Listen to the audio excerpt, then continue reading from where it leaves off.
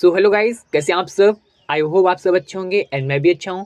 So guys, अगर आप मेरे रेगुलर वीडियो देख रहे होंगे तो आप सभी को पता होगा कि फ़िलहाल में अभी हम लोगों ने कुछ दिन पहले ही बी फार्मा थर्ड सेमेस्टर के सेकेंड ईयर की इम्पॉर्टेंट क्वेश्चन की सीरीज़ डिस्कस करी थी, जिसमें कि हमने सारे ही सब्जेक्ट के इम्पॉर्टेंट क्वेश्चंस आपसे डिस्कस किए थे, जिसमें हमने लॉन्ग प्लस शॉर्ट क्वेश्चन की सीरीज़ आपसे डिस्कस की थी। और अभी हम लोग फ़िलहाल में इसके सॉल्यूशन कर रहे हैं, इसको सॉल्व करा रहे हैं। ठीक है, तो फिलहाल में अभी हम लोग फार्मास्यूटिकल इंजीनियरिंग के इम्पॉर्टेंट क्वेश्चन की सीरीज़ को डिस्क्राइब कर रहे हैं आप लोगों से।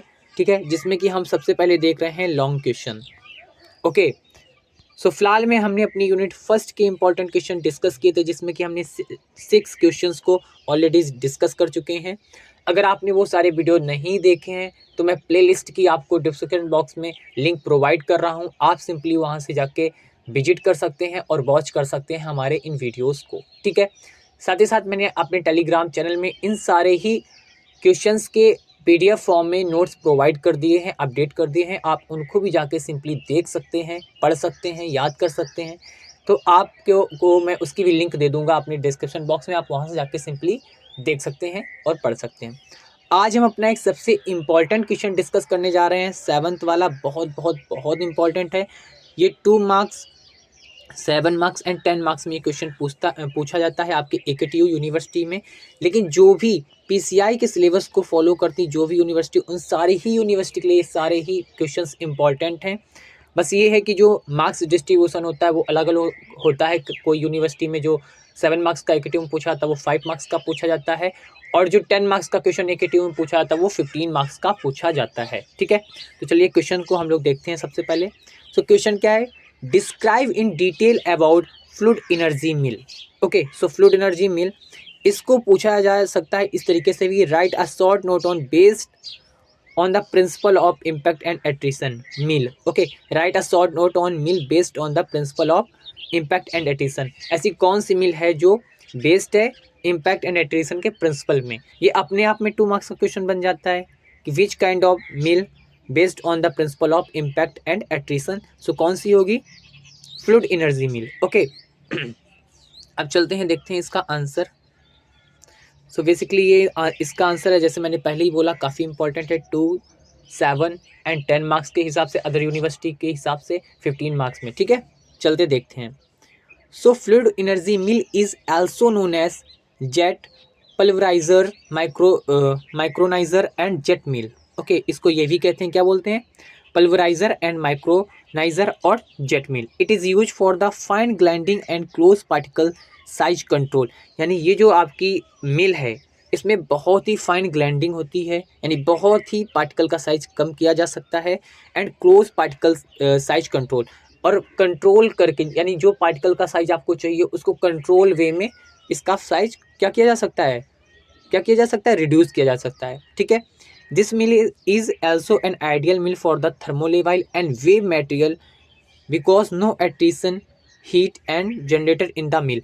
सबसे इम्पॉर्टेंट पॉइंट है कि ये जो मिल है वो थर्मोलेवाइल सब्सटेंस के लिए भी यूज हो रही है। क्यों यूज हो रही है, क्योंकि इसमें कोई भी एडिशनल्स हीट प्रोवाइड नहीं करी जा रही है, जनरेट नहीं हो रही है इन दिस मिल।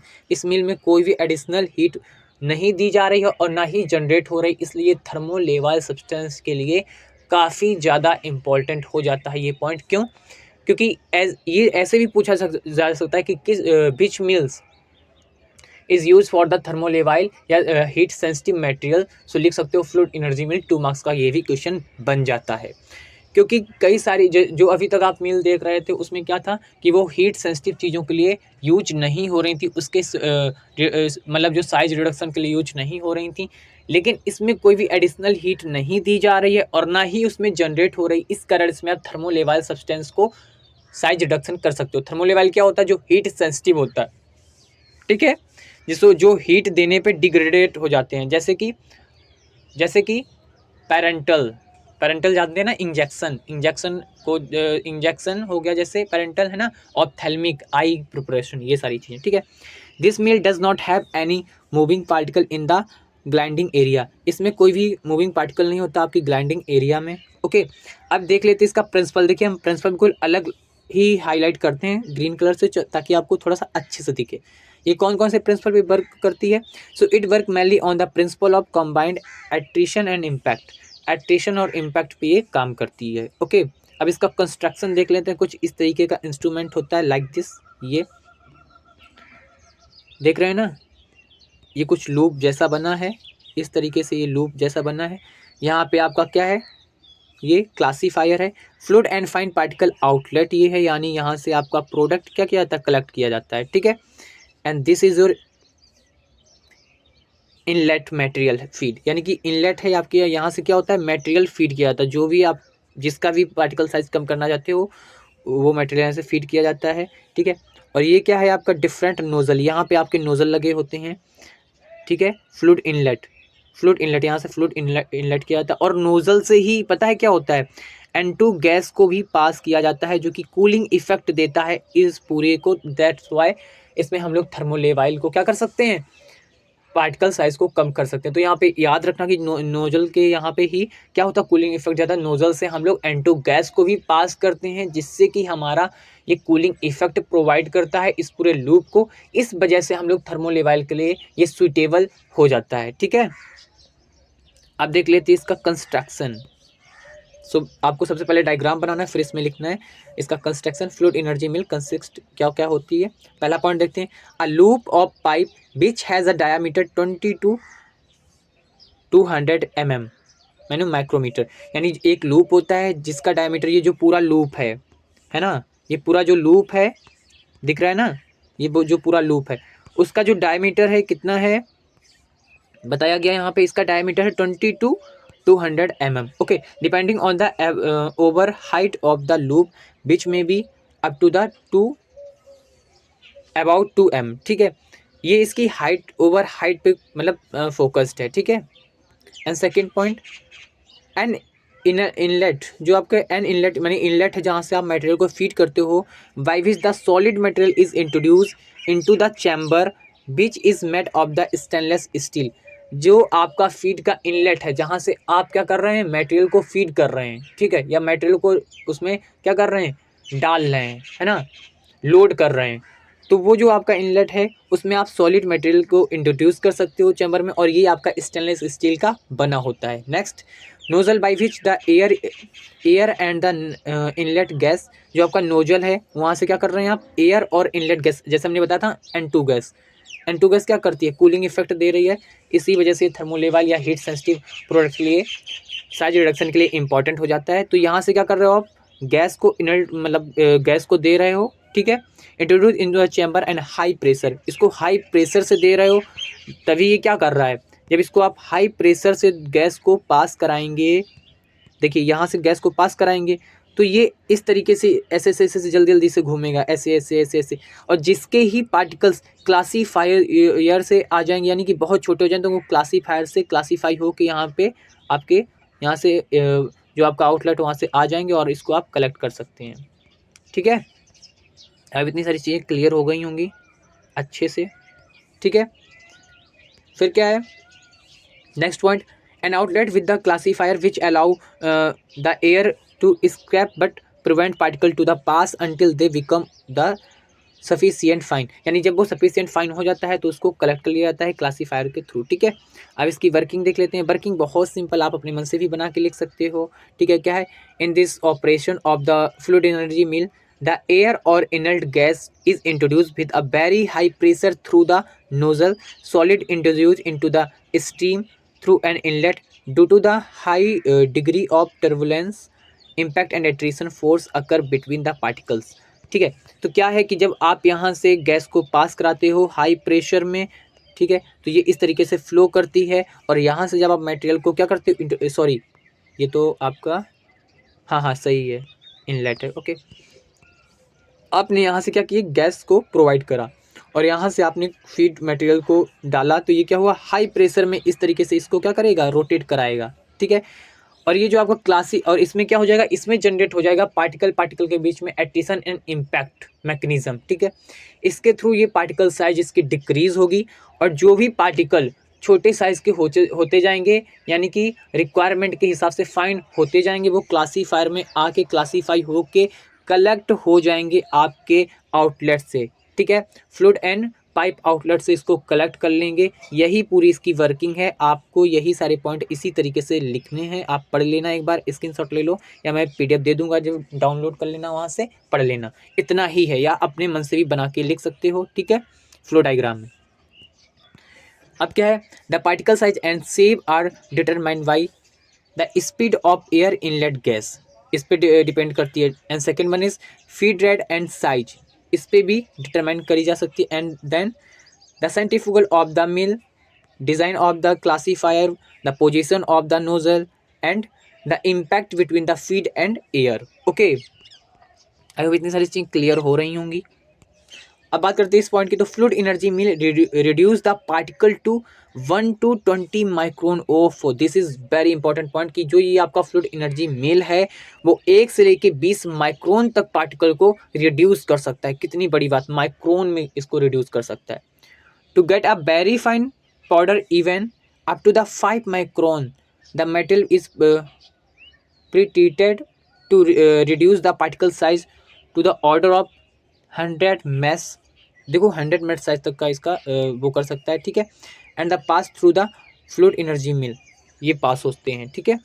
बहुत बड़ी बात है कि 1 to 20 माइक्रोन में इसको क्या कर रहा है, रिड्यूस कर रहा है। इसके एप्लीकेशन देख लेते हैं। सो क्या है बेसिकली, क्या है ये, the method is use for where the specific fine powder is required, जो मतलब आपका पाउडर रिक्वायर्ड है, एंटीबॉडीज है ना, सल्फोनामाइड एंड विटामिन के भी पार्टिकल को रिड्यूस इस तरीके से कर सकता है। Then use for the grinding thermolabile material to fine powders, देखिए बाद सारे जो एप्लीकेशन हैं वो सारे उसी से मिल रहे हैं, जो आपने पॉइंट पढ़े थे कि ये थर्मोलेवाइल मटेरियल के लिए फाइन पाउडर को दे रहा है, यानी ग्लाइंड कर रहा है थर्मोलेवाइल मटेरियल्स को, तो इसके एप्लीकेशन और यही एप्लीकेशन भी देखना एडवांटेज भी बन जाएंगे। तो आपको वही सारे पॉइंट याद करके रखने हैं और उसको एडवांटेज है ना, एप्लीकेशन सारी चीज़ों में लिख सकते हो, मार्क्स में लीजिए फ्री में। Then the mill use for the fine grinding to frits, और कहाँ गया ये, कैलोइन, ठीक है, zircon, titanium and calcium, aluminium, ये मतलब सारे ही इन सारी चीज़ों को क्या करते हैं, रिड्यूस करते हैं इसका साइज, ठीक है। और कंज्यूम करते हैं percentage of milled product of the high, ठीक है, product high. Then it is also of the objective of provide grinding of the dry solid, यानी ड्राई सॉलिड को भी क्या कर सकते हैं, ग्लाइंड कर देंगे।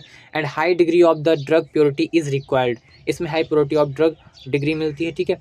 देन अगर इसके मेरिट की बात करते हैं, मेरिट क्या होता है, एडवांटेज, ठीक है। The smaller particle size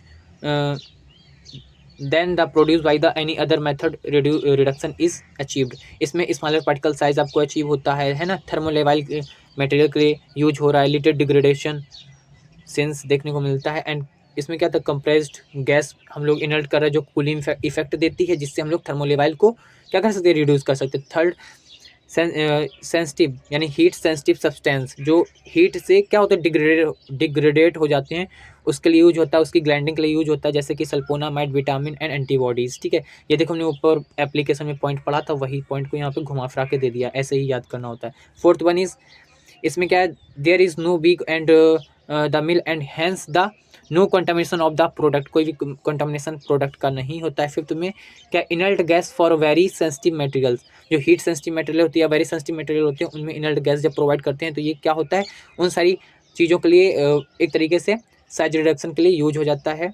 okay, then six one is controlled due to the use of the classifier, यानी कंट्रोल पार्टिकल साइज इसमें आपको मिलता है, किसकी वजह से, क्लासीफायर की वजह से, ठीक है। Seventh one, the mill is use for the grind the material to fine powder, ये जो है ग्लाइंड करता है मटेरियल फाइन पाउडर, यानी जो भी मटेरियल होता है उसको फाइन पाउडर में ग्लाइंड कर सकता है। देन होमोजीनियस ब्लेंड होती है इसमें, होमोजीनियस ब्लेंड मीन्स जो पूरा क्लियर सॉल्यूशन बना देता है, ठीक है, पूरी तरीके से उसमें क्या होता है कि पार्टिकल सस्पेंडेड हो जाते हैं, that is homogeneous suspension. Okay, जैसे कि शुगर और वाटर का, या नमक NaCl प्लस और उसका वाटर का सॉल्यूशन बनता है, उसी तरीके से। इसमें आप समझ ही ना पाओ कि इसमें नमक है भी या नहीं है, ठीक है। नाइन्थ वाला, the equipment is easy to sterilise, इसको आसानी से स्टरलाइज किया जा सकता है, साफ किया जा सकता है, ठीक है। अगर आप इसके बात कर लेते हैं डिमेरिट की, यानी कि डिसएडवांटेज की, तो हाई एनर्जी कंज्यूमिंग प्रोसेस है, ठीक है, या मिल है। देन हाई हेड स्पेस इसमें होता है। Then not suitable for soft sticky and fibrous material, ये काफ़ी इंपॉर्टेंट पॉइंट है कि ये soft sticky and fibrous material के लिए यूज नहीं होता है। Then tendency to forming aggregated or accumulated for after meal. Okay, then generate of amorphous content due to the high energy impact. Okay, then avoid course material into the chamber, या इसमें कोई भी course material नहीं डाल सकते, यानी बड़े particle नहीं डाल सकते हो. Then the seventh one is the feed device may be closed with the clump materials. Okay, so these are the disadvantage of this mill. Okay, so मैंने बहुत जल्दी जल्दी पढ़ाया. अगर आपको समझ में नहीं आया तो सॉरी. अगर जो चीज़ें नहीं समझ में आई हैं तो प्लीज़ आप कमेंट में लिखिए, मैं उसको समझाने की फिर से कोशिश करूँगा. क्योंकि टाइम बहुत कम है, आपके एग्ज़ाम बहुत नज़दीक हैं, इसलिए मुझे थोड़ा सा जल्दी पढ़ाना पड़ रहा है ताकि जल्दी से चीज़ों को मैं कवर कर सकूँ. ठीक है, सो अगर आपको वीडियो पसंद आया तो प्लीज़ हमारे चैनल को सब्सक्राइब करिए, वीडियो को लाइक करिए. ऐसे वीडियो देखने तक मेरे चैनल तक बने रहिए. और मैं पीडीएफ फिर से बोल रहा हूँ कि मैं अपने टेलीग्राम चैनल में अपडेट कर दूंगा इसके नोट्स, तो आप वहाँ से जाके सिंपली इसको डाउनलोड करिए और अच्छे से पढ़ाई करके अच्छे मार्क्स लाने की कोशिश करिए. मार्क्स लाने की कोशिश ना करिए बल्कि लाइए ही लाइए, क्योंकि मैं आपको नोट्स प्रोवाइड कर रहा हूँ. Again thanks for the watching this video. Okay, मिलते हैं तब नेक्स्ट वीडियो में. तब तक के लिए बाय बाय, टाटा.